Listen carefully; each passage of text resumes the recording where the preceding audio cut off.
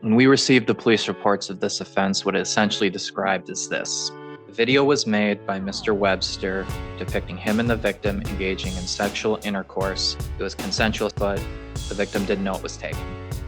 What Mr. Webster did is he went around the school and showed all his friends this video. Just imagine the feelings of humiliation, the loss of control, the embarrassment, the shame, the betrayal.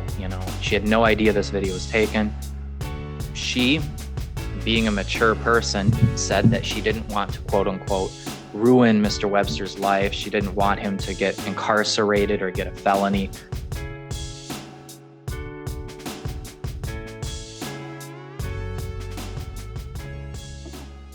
We will go on the record in the matter 23 CF 140, State of Wisconsin versus Nicholas Webster. Nicholas Webster. Nicholas Webster. The state appears through Assistant District Attorney Kevin Schmidt in person. We have Mr. Webster in person with his counsel, Adam Benson.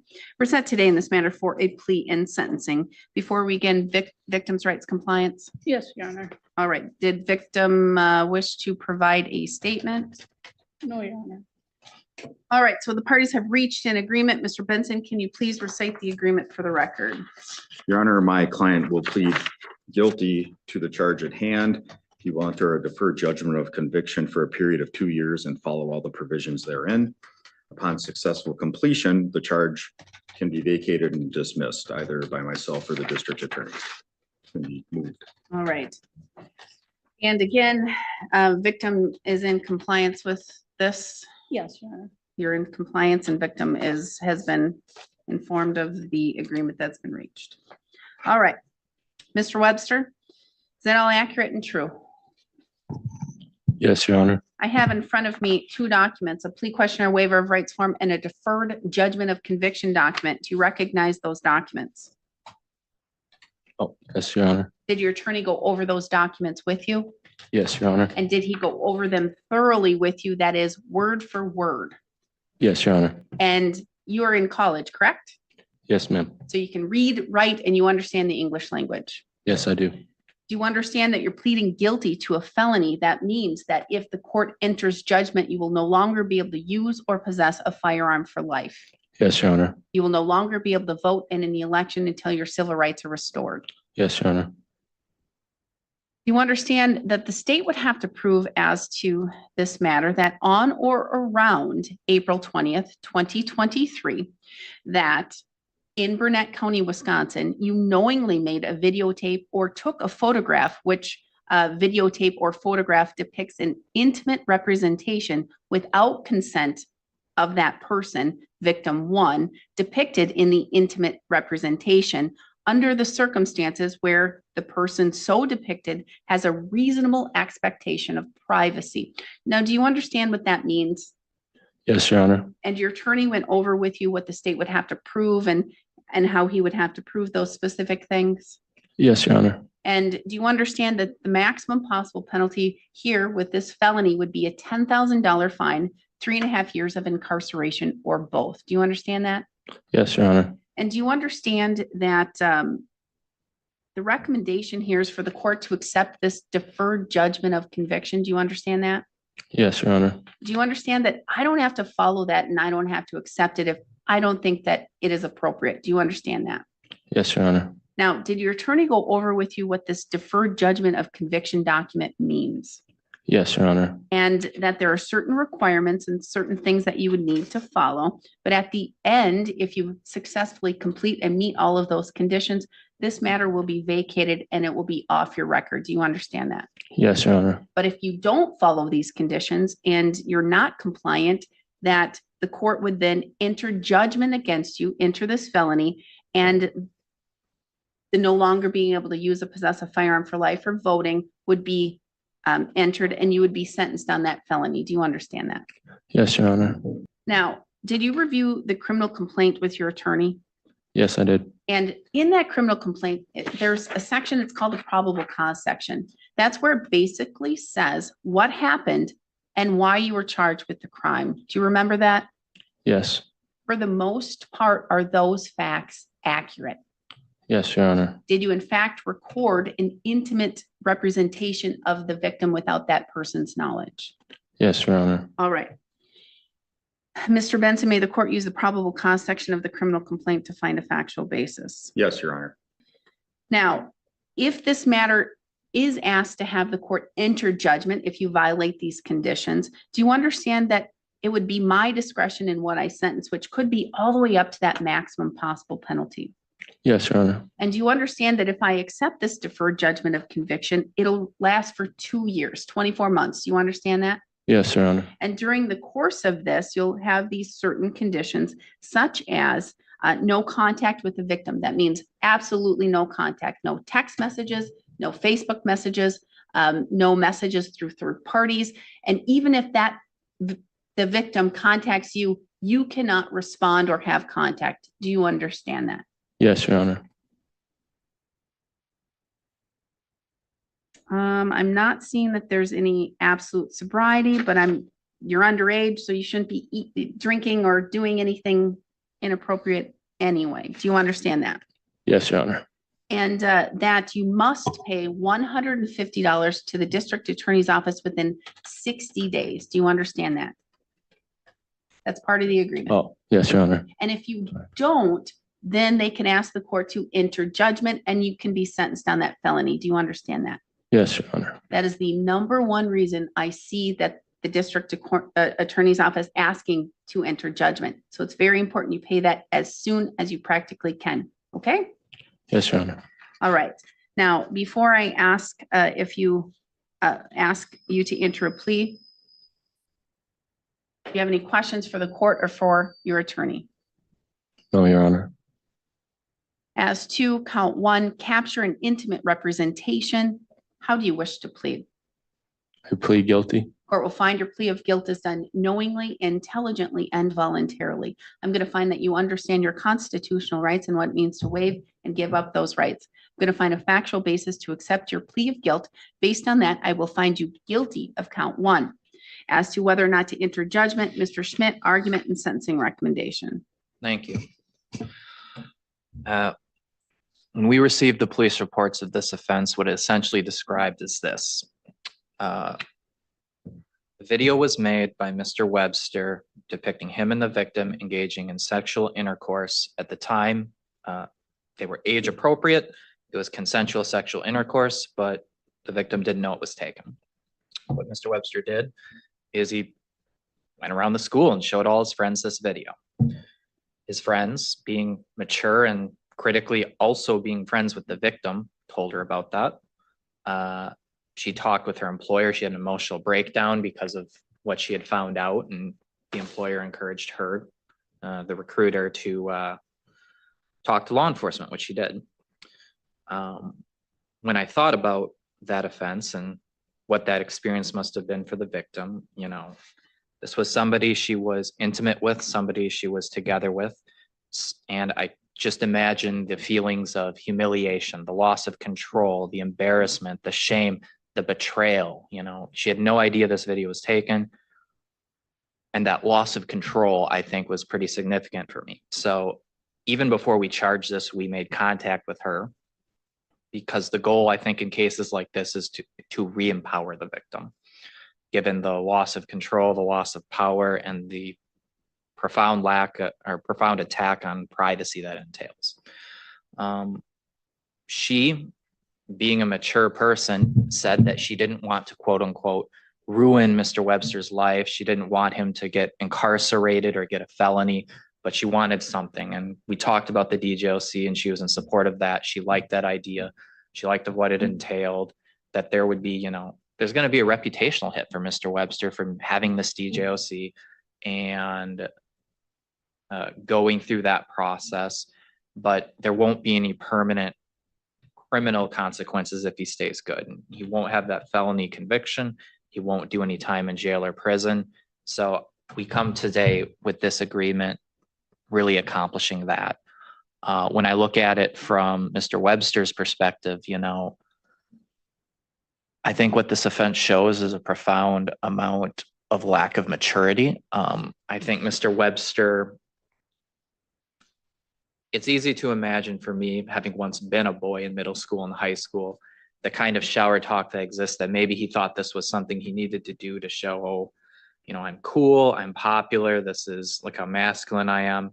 Fortunately, he had a lot of mature friends who disagreed and had a problem with it and went to the victim with it, talked to the police about it. I hope Mr. Webster can grow from this experience. This is not how men act in our society. This is really humiliating for the victim, somebody he knows very well, he was very close to at some point. It's very degrading for her. It's an offense that could result in felony prison. In fact, former ADA in our county went to prison for exactly this offense, just like last year. So it's very serious. And I hope he can begin to understand the amount of emotional hurt he inflicted on this person he knows very well. I hope that he can grow from that. And I hope this DJOC can push him to that. If his friends aren't already and his family aren't, and it seems like they probably are pushing in that direction. I hope they are, because this could be a precursor behavior to a lot of other serious behaviors. And I just want to nip it in the bud here. So those are the reasons we have this agreement. Thank you. Thank you. Mr. Benson. Thank you, Your Honor. Obviously, Mr. Webster's here taking responsibility for his actions. If the county wanted to put the fear of God in him, they've done it. Trust me. He's currently 19 years old. He's about 6 months younger than my oldest, about a year older than my youngest. So, and Molly and I joke about how our kids' brains aren't even formed yet when they do some of the things that they do. And it's not an excuse, because this is very serious, but sometimes it just makes you wonder. That said, the thing about Mr. Webster is he was an honor student at Siren. He's a great athlete, National Honor Society, I believe. And he has suffered some consequences that would matter to a kid his age. He wasn't able to walk through on graduation. He was not able to coach baseball with his father this summer, and he was removed from a state tournament that he was supposed to play in because of his actions. And I think he understands now that it's not all fun and games once you turn 18. There's consequences for your actions.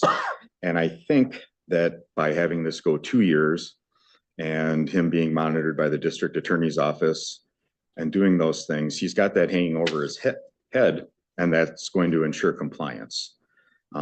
He is in college right now. I was going to tell you what his grade point average is, but I'll wait and see if he wants to tell you. He's doing very well. And I think that at the end of the day, once he gets this behind him, he's going to be a model citizen, Your Honor. And I think this is appropriate under the circumstances. Thank you. Mr. Webster, do you care to make any kind of statement here today, or any kind of statement of remorse? Yes. I'm very sorry to the victim that I have offended, and I understand what I've done. In college, I received a 3.5 grade point average in my first semester. And I'm also volunteering on the weekends with my baseball team to help out special needs kids. I get to play the game I love. So.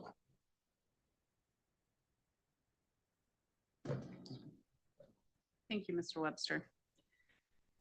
Mr. Schmidt hit everything right on the head. Seriously, we have specific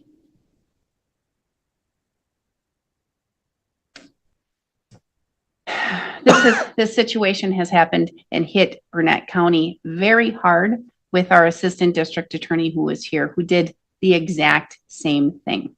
The exact same thing that you did, and he's in prison now.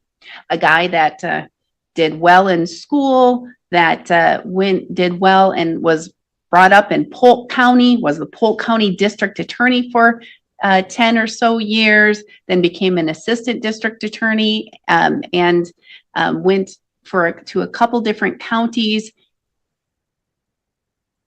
He did all the things and had all of the privileges that a person can have, and all the fame and glory. And he did something so idiotic and so stupid, he's in prison.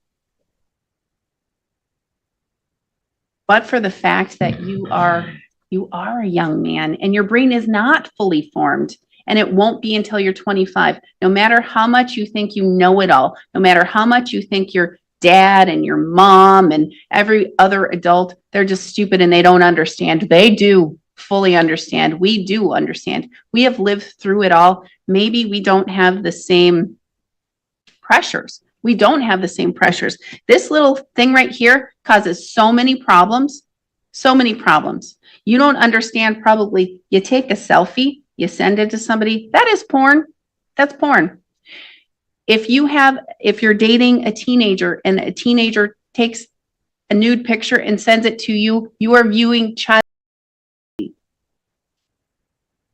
You don't understand this. Brains don't comprehend this. I have a son too who is 15 who says all the time, "Mom, you don't understand. You don't understand, and you can trust me and do all these things." It's not about trusting you. You're probably a really great kid. You were just stupid. You thought for whatever reason it was cool to take that video. It is not cool. And it violates so much from the victim. She is so violated, and it has caused her trauma, and it will carry on for the rest of her life, quite honestly. But hopefully the impact of this situation will carry on for the rest of your life as well. And not only will you be changing the way you live and the way you think, but hopefully you're going to use your voice and you're going to tell others how stupid and absurd and dumb things like that are. Hopefully you can help change other people's views and other people's lives by sharing your experience. Because I'm going to tell you, it's got to be so very scary sitting in your chair right now and for the next 2 years to think that you could go to prison. You could be inmate number 722681, Daniel P. Steffen. A disgraced Wisconsin prosecutor secretly recorded himself having sex with 3 women, including one he was prosecuting. Daniel Steffen, 52, was an assistant district attorney in Burnett County, Wisconsin during his crimes. He was heard in at least one of the recordings promising leniency in exchange for sex, according to the criminal complaint. He was sentenced to 18 months in prison after he was convicted in April. He faced a maximum of 10.5 years behind bars. One of the victims, identified in court documents as Victim 1, was the defendant in a criminal case that Steffen was prosecuting. Who had it all and threw it away. Okay? So hopefully this is going to be enough to completely change your way of thinking, and you're going to be able to put this behind you and get this felony off of your back, because there's nothing worse than ruining 2 lives. Okay? I think that the victim was supportive of this, and I'm getting the yes, she was or is.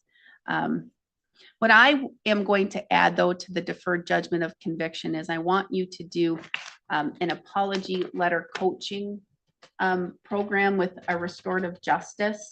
And I want you to focus on putting down what you've learned from this incident. And if you have any remorse, to be able to pass that on to the victim.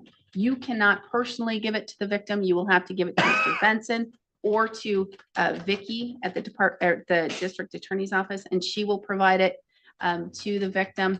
The victim doesn't need to read it. That would be her choice, but at least it'll give you an opportunity to think about your actions, to think about your conduct, and to explain the realizations that you probably have right now and how maybe you would change things. And I just really want you to think about this, and I want you to, I'm not going to order that you participate in anything like with schools and to let them know what you've learned. I'm not going to make that a requirement, but I'm hoping that this is really going to impact you. And I really do hope that you are going to use your voice and you are going to talk to people who look up to you that you probably don't even know look up to you, and let them know that this can get you into a whole lot of trouble. whole lot. And you're a good kid, and so is the victim, a good young person, and you can have your whole lives ahead of you. So hopefully that this will be one of those things that you look at, and even though it's hard to go through, in the end, it will actually make you a better person. So the court will adopt the deferred judgment of conviction document. It's going to be effective for 2 years. You have to meet all of those requirements plus the apology letter coaching. And you're going to need to do that within a period of 6 months. Okay, so I'll say 6 months from today that needs to be done. Don't expect a return letter or anything like that from the victim. Again, she's not even required to look at it, but you are required to put down your thoughts, any remorse, and perhaps what you would have done differently. But for the hindsight of 2020.